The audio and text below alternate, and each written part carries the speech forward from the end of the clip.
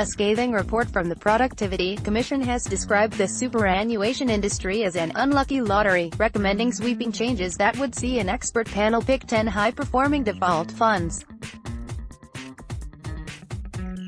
The Commission found one-third of super accounts in Australia are unnecessary multiple accounts, costing their owners $2.6 billion every year in unnecessary fees and insurance charges.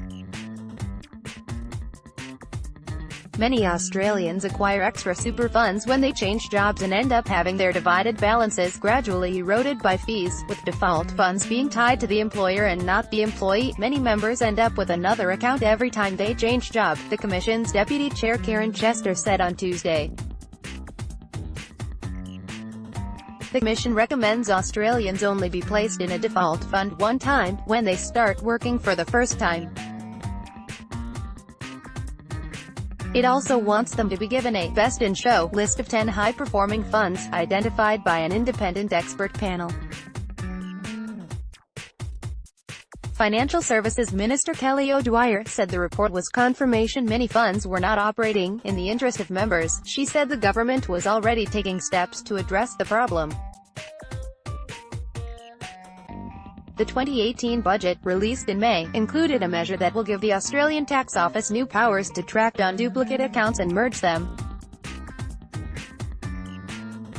It is not yet clear if the government will back the recommendation for an expert-approved list of default funds. The Commission says existing members should be able to switch to the nominated funds too. All members should be able to engage with their super without being bamboozled, Commissioner Angela McRae said. Other recommendations include making funds provide insurance cover that is good value for money.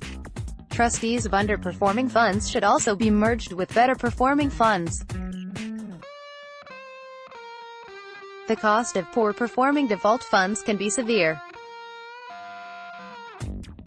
The Commission found a low return could leave the average worker with almost 40% less to spend in retirement. Fixing these twin problems of entrenched underperformance and multiple accounts would lift retirement balances for members across the board, Ms. Chester said. Even for a 55-year-old today, the difference could be up to $60,000 by the time they retire.